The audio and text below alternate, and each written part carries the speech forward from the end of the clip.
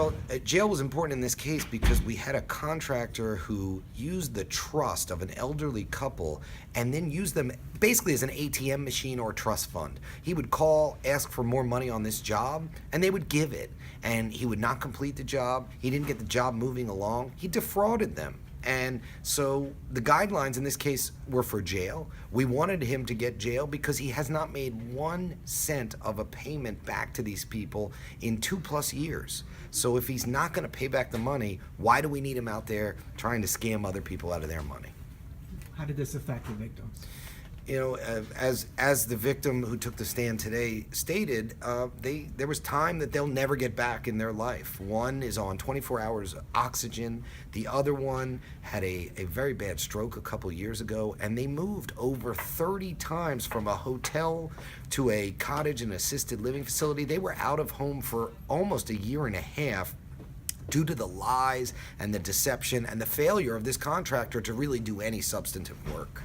Well, clearly this was a very sad case. My client feels very badly for the victims, as do I, as does anybody who was in the court proceeding.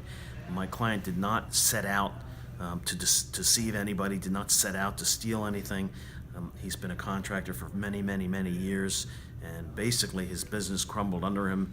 He was not able to finish the job and ended up with a victim couple who were out a lot of money. So it's a very sad situation. My client is very remorseful. There's no doubt that these people really were victimized. The theme of my argument was that this is a 60-year-old man with no prior criminal convictions who was deserving of some sort of leniency. He didn't set out to steal from these people. To some extent, the circumstances of his business led to this. But he's very remorseful, and he knew he was going to be held accountable. Carl, what he said was everybody runs their business this way, and essentially that's the old adage of robbing Peter to pay Paul. I'm using this couple's money to finish a past job or to pay my own bills, and that's not allowed. The legislature has decided that you can't rob Peter to pay Paul as a contractor, and this office will continue to stand up for all victims of these contractors who violate the contractor fraud statute. This is Carl Hessler Jr. reporting for Digital First Media from the Montgomery County Courthouse in Norristown.